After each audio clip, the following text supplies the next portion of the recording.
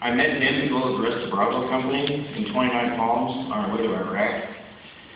Howie, as you all know, is about the friendliest guy in the entire world. He certainly helped my integration into the new unit be as smooth as possible. Over the next 9 months, as we sweat, fought, bled, and died together, all of us formed an extremely close bond that has remained to this day. Knowing Howie is an honor that we all share. Many of us know him as a friend, one of the best, usually.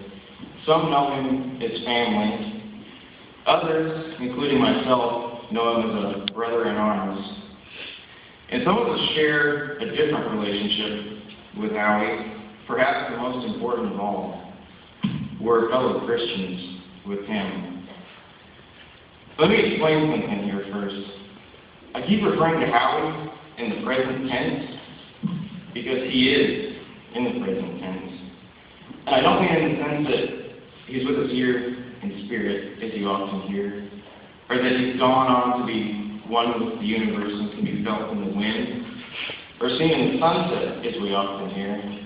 What I mean is that Howie is alive and conscious and well right now, and he's with the Lord. You see, Paul says in 2 Corinthians, therefore, being always of good courage, and knowing that when we are at home in the body, we are absent from the Lord, for we walk by faith, not by sight. We are of good courage, I say, and prefer rather to be absent from the body and be at home with the Lord. Howie is absent from the body, and he's present with the Lord, because he put his faith and trust in our Lord, Jesus. What that means is that we will see him again. And right now, according to Paul, he's better off than we are. Let me tell you about my faith for a moment. We all had experiences when we were overseas. I believe that the Lord saved my life on at least 3 separate occasions. The first one, Sergeant Nathan and myself had a mortar land right next to us. It didn't hit me. It just landed there. Second, myself and my fire team, some of these Marines are here today, we had an IED detonate on us. We were on foot, we weren't in a vehicle. It was a 155 millimeter artillery shell, and it detonated about 20 feet from us. We should have all been killed, but the enemy buried it too deep. All we got was a concussion. There was no shrapnel. And then the last time, some of us, including Howie and myself, we were assigned to these mobile assault platoons. They're these 4 vehicle outfits that drive around just running patrols and responding to calls from the dismounted infantry. I was with Matt, too, for a month when I got in an argument over nothing with the platoon sergeant. And so my platoon sergeant pulled me out of the map and put me somewhere else. The next time I left the wire, less than 24 hours later, the vehicle that I was in was destroyed. It was so bad the engine flew 200 yards from the vehicle. All 5 Marines that were in it were instantly killed. I believe that the Lord saved my life. I don't know why he did, but I hope to accomplish whatever it is that he wants me to accomplish. Howie did accomplish his mission. Just look around. Look at these people. Every one of you that I've met this weekend and talked to has an incredible, positive story about Howie and how he impacted your life. Remember, it is better to be absent from the body and be with the Lord. That's where Howie is. Listen, Jesus said in John 14, he said, let not your heart be troubled. You believe in God. Believe also in me. In my Father's house are many mansions. If it were not so, I would have told you. I go to prepare a place for you. And if I go and prepare a place for you, I will come again and receive you to myself, that where I am, there you may also be. Now let me explain this because it's a cultural reference.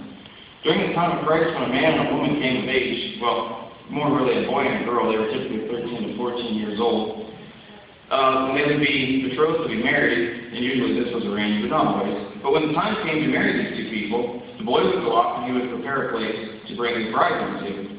Often it was a building, Sometimes it's building a room on his parents' house or building their own house or whatever. But the point is, before the marriage, he would leave. He would visit the leave, and he would go and prepare a place, and then he would come back and get his bride. Well, this is exactly, literally, what Jesus is talking about in John 14. After he died and was resurrected, he was around the earth for a while talking to his disciples. But after this, when he ascended to heaven, he went to prepare a place for us. That's what he went to do. He literally went to prepare a literal place for all of us, his church, which is commonly referred to as his bride in the New Testament, just exactly as the Jewish boy would go to do to prepare a place for his bride.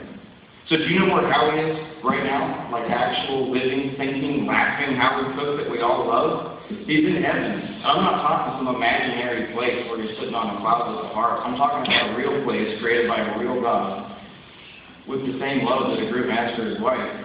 Howie put all of his faith and trust in Jesus. And I know this because just last summer, he and I were in San Antonio and we don't know how we're liking the alcohol, but we're drinking some Virginia moonshine, right?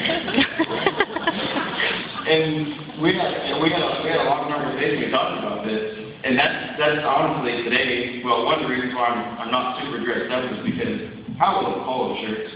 I figured I'd wear one, you know. And also, Howie loved Jesus. He did. That's who he was. That's why I know I can stand here in front of you and tell you with authority that Howie is in heaven. That's what he told me. That's where he is. So it was extremely important to him, and that's why I'm telling you right now. So the question then is, do you trust him? Are you looking forward to a joyful reunion with the loved ones you've lost who went off to be with the Lord? Because if not, I would strongly encourage you to pursue it, or at least look into it, because it will change your life.